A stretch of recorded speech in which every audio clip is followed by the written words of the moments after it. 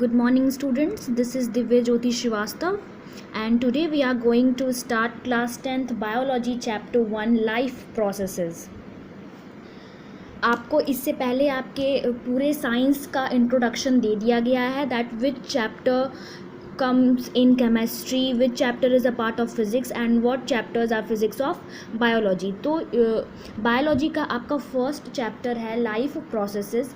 Life processes क्या होता है? देखिए, आपके जीवन में जितनी भी प्रक्रियाएं होती हैं हम उन्हीं को लाइफ प्रोसेस कहते हैं. ठीक है, लाइफ प्रोसेस स्टार्ट करते हैं. देखिए, सबसे पहले आपका ये जानना ज़रूरी है कि लाइफ प्रोसेस है क्या. ठीक है, तो लाइफ प्रोसेस क्या होता है कि आपकी बॉडी को मेंटेन रखने के लिए कई सारी प्रक्रियाएं, कई सारे प्रोसेसेस होते हैं. आपके फंक्शंस को मेंटेन रखने के लिए कई सारे परफॉर्मेंसेस होते हैं बॉडी में. उसे हम क्या कहते हैं? उसे कहते हैं लाइफ प्रोसेस. ठीक है, देखिए, आपको इंग्लिश में डेफिनेशन दी हुई है. The process which together perform various function to maintain the body are called life process. देखिए, ऐसा नहीं है कि जब हम functions करते हैं तभी क्या होती हैं, लाइफ प्रोसेसेस होती हैं. ऐसा बिल्कुल भी नहीं है. जब हम एकदम रेस्ट पोजीशन में होते हैं, रुके हुए होते हैं, हम कोई काम नहीं भी कर रहे होते हैं, हमारी जो प्रोसेसेस हैं, लाइफ प्रोसेस हैं, वो कंटिन्यूसली काम करती रहती हैं. ठीक है, देखिए, इस चैप्टर में हमको 4 लाइफ प्रोसेस के बारे में पढ़ना है. First is nutrition, another one is respiration, transportation and excretion. In 4 topics के बारे में हमको बहुत डीप स्टडी करनी है. ठीक है, एक एक करके हम हर टॉपिक के बारे में पढ़ेंगे. तो हमारा सबसे पहला टॉपिक होगा न्यूट्रिशन का. देखिए, न्यूट्रिशन आपने पहले भी सुन रखा है. न्यूट्रिशन का मतलब होता है पोषण. ठीक है, देखिए, इसमें अब हमको पढ़ना है कि न्यूट्रिशन होता क्या है, न्यूट्रिशन बॉडी के लिए हेल्पफुल कैसे है, न्यूट्रिशन कितने टाइप्स का है, आपको ये सब कुछ पढ़ना है इसमें. ठीक है, देखिए, nutrition is the process to transfer a source of energy from outside the body of the organism which we call food to the inside body of the organism. देखिए, न्यूट्रिशन पोषण जो होता है, अक्सर आपने सुना होगा कि क्या हम अपना पोषण कैसे लेते हैं? थ्रू फूड लेते हैं, खाने के माध्यम से, भोजन के माध्यम से क्या लेते हैं? हम पोषण लेते हैं, अपना न्यूट्रिशन लेते हैं. ठीक है, तो न्यूट्रिशन की प्रोसेस यही होती है कि बॉडी के बाहर से सोर्स ऑफ एनर्जी क्या है? फूड, यानी ऐसा स्रोत जिससे हमें क्या मिले? एनर्जी मिले, ऊर्जा मिले. तो ऐसा कोई भी स्रोत, सबसे अधिक एनर्जी किससे मिलती है? फूड से ही मिलती है. तो बॉडी के बाहर से फूड को बॉडी के अंदर ले आना, उससे न्यूट्रिशन लेना. ठीक है, उसको हम क्या बोलते हैं? न्यूट्रिशन बोलते हैं. ठीक है, देखिए, यहाँ पे एक सेंटेंस आपका दिया हुआ है. The general requirement for energy and material is common in all organism but it is fulfilled in different ways. देखिए, जितने भी ऑर्गेनिजम्स होते हैं, प्लांट्स हैं, एनिमल्स हैं, ह्यूमन बींग्स हैं, सबको एनर्जी की ज़रूरत होती है. बिना एनर्जी के कोई भी वर्क नहीं कर सकता. लेकिन क्या होती है, जो एनर्जी लेने का तरीका होता है ना, जो वे होता है फुलफिल करने की एनर्जी, वो क्या है? There are different ways. ठीक है, हम आगे पढ़ेंगे कि सिंगल सेल्ड ऑर्गेनिजम्स जो होते हैं वो अपनी एनर्जी कैसे लेते हैं, या प्लांट्स अपनी एनर्जी कैसे लेते हैं, या हम ह्यूमंस का आपको पता है कि हम अपनी एनर्जी कैसे लेते हैं. ठीक है, या डिफरेंट वैरायटी ऑफ ऑर्गेनिज्म कैसे अपने न्यूट्रिशन को लेते हैं. ठीक है, आपको ये पता है कि न्यूट्रिशन हमारी बॉडी के लिए बहुत इंपॉर्टेंट है, हमारी लाइफ के लिए बहुत इंपॉर्टेंट है. Without nutrition we are unable to do any work और we are unable to survive in this world. तो स्टार्ट करते हैं. अब हमें पढ़ना है न्यूट्रिशन का टाइप क्या है, या न्यूट्रिशन कैसे, कौन कौन से न्यूट्रिशंस होते हैं. देखिए, आपको यहाँ पे 2 न्यूट्रिशंस दे रखे हैं, autotrophic nutrition and heterotrophic nutrition. देखिए, ये सारी लाइंस जो आपको इधर दिख रही हैं वो आपको आपकी बुक में मिल जाएंगी.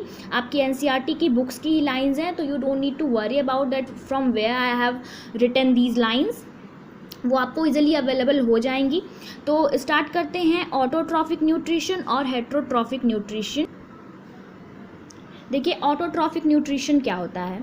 It is the process by which autotrophs take in substance from outside and convert them into stored form of energy. इसको जानने से पहले, ऑटोट्रॉफिक न्यूट्रिशन को जानने से पहले, यहाँ पे एक टर्म यूज़ किया गया है, autotrophs. Autotrophs is not a new word for you.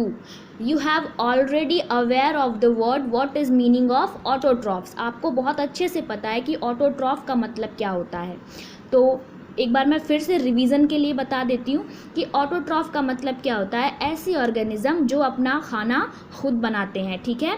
Those organism who made their own food is known as autotrophs, ठीक है। तो ऑटोट्रॉफिक न्यूट्रिशन क्या होता है, ये एक ऐसा प्रोसेस है जिसमें सब्सटेंस को यानी पदार्थ को बाहर से लिया जाता है और फिर उसको क्या किया जाता है, एनर्जी के फॉर्म में कन्वर्ट किया जाता है। और ऐसा कौन करता है, हम आगे देखेंगे। यहाँ पढ़ते हैं पहले। This material is taken in the form of carbon dioxide and water which is converted into carbohydrate in the presence of sunlight and chlorophyll.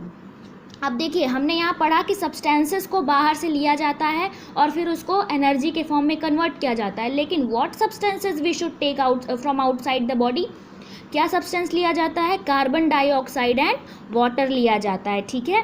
Carbon dioxide and water को लिया जाता है और फिर इसे सनलाइट और क्लोरोफिल की हेल्प से किस में चेंज किया जाता है, कार्बोहाइड्रेट में चेंज किया जाता है। तो क्या ये प्रोसेस आपको थोड़ी थोड़ी सुनी सुनाई सी लग रही है? कभी आपने सुना है कि सनलाइट और क्लोरोफिल की हेल्प से हम कौन सा प्रोसेस करते हैं, कुछ याद आ रहा है? चलिए नीचे देखते हैं। यहाँ पे एक इक्वेशन आपको दिया हुआ है, एक रिएक्शन दिया हुआ है 6CO2 + 12H2O with the help of chlorophyll and sunlight. क्या बन जाएगा, C6H12O6। यहाँ मैं लिखना भूल गई, ये क्या होता है, ये है आपका ग्लूकोज है। क्या है, ग्लूकोज है, ठीक है। Plus 6O2 + 6H2O। तो ये रिएक्शन किस चीज़ का है, ये इक्वेशन किस चीज़ की है, फोटोसिंथेसिस, ठीक है। आपने ये पढ़ा है, plants make their own food with the help of chlorophyll, water, sunlight, carbon dioxide to perform photosynthesis, ठीक है। प्लांट्स मेक देयर ओन, ठीक है। तो आप इससे अवेयर हो, आपको ये पता है कि ऑटोट्रॉफिक न्यूट्रिशन क्या है, अब आप जान गए हो, ठीक है। तो लेकिन अब हम जानते हैं कि फोटोसिंथेसिस में प्रोसेसेस जो होती हैं उस पर क्या क्या रिएक्शंस आते हैं, प्रोसेस कैसे कैसे होती है, ठीक है। आपको फ़िलहाल इतना पता चल गया ना कि ऑटोट्रॉफिक न्यूट्रिशन में क्या होता है कि बॉडी के मतलब बाहर से सब्सटेंसेस को लेके, व्हाट सब्सटेंसेस, कार्बन डाइऑक्साइड और वाटर को लेकर उसको किस में, स्टोर्ड फॉर्म ऑफ एनर्जी में कन्वर्ट किया जाता है, ठीक है, with the help of sunlight and chlorophyll, ठीक है। देखिए सबसे पहले क्या होता है, absorption of light energy by chlorophyll. देखिए फोटोसिंथेसिस में आपको पता है कि क्लोरोफिल जो है वो बहुत इंपॉर्टेंट रोल प्ले करता है ना। तो क्लोरोफिल क्या करता है, हमने ये पढ़ा है कि फोटोसिंथेसिस के प्रोसेस में वाटर, कार्बन डाइऑक्साइड, क्लोरोफिल और सनलाइट, ये चारों बहुत इंपॉर्टेंट है। तो क्लोरोफिल क्या करता है, सनलाइट को ट्रैप करता है, ठीक है। अब्जॉर्प्शन ऑफ लाइट, लाइट को अब्जॉर्ब करता है या सनलाइट को ट्रैप करता है, ठीक है।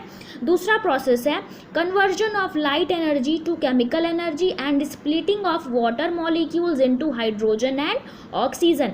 और फिर लाइट एनर्जी को किस में चेंज करता है, केमिकल एनर्जी में, तभी तो केमिकल प्रोसेसेस होते हैं।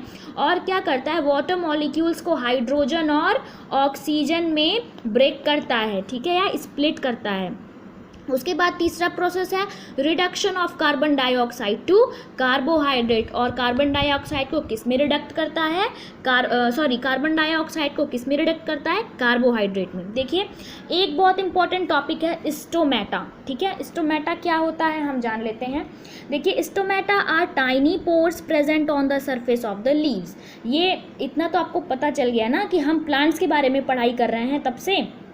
भाई फोटोसिंथेसिस एनिमल या ह्यूमंस तो करते नहीं हैं, फोटोसिंथेसिस कौन करता है, प्लांट्स करते हैं, ठीक है। तो अब स्टोमेटा क्या होता है, प्लांट्स में जो लीव्स होती हैं ना, पत्तियां जो होती हैं, उनके सरफेस पे छोटे छोटे पोर्स या छोटे छोटे छेद प्रेजेंट होते हैं, उनको हम क्या बोलते हैं, स्टोमेटा बोलते हैं, ठीक है। अब भाई अब कोई चीज़ अगर प्रेजेंट है तो उसका कुछ काम तो होगा ही, वो फालतू में तो होगा नहीं। तो अब पढ़ते हैं कि स्टोमेटा का काम क्या होता है, ठीक है।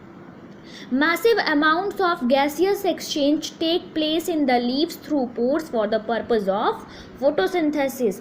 अब प्लांट्स में जो गैसियस एक्सचेंजेस होते हैं, मतलब 1 2 3 गैस जो चेंज होते हैं ना, कभी बाहर आते हैं कभी अंदर जाते हैं, तो किसकी हेल्प से? स्टोमेटा की हेल्प से। और ये किस प्रोसेस में होता है? फोटोसिंथेसिस में होता है, ठीक है।